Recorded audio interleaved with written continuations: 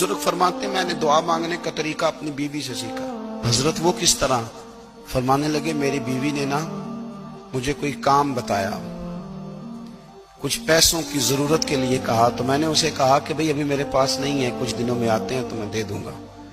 عورتوں کی عادت ہوتی ہے وہ بار بار یاد کراتی ہیں۔ 2-4 دنوں کے بعد پھر اس نے کہا حضرت وہ میں نے کہا تھا کچھ پیسے، میں نے اسے کہا کہ ابھی میرے پاس نہیں ہے، کچھ دنوں میں ملتے ہیں تو میں تمہیں دے دوں گا۔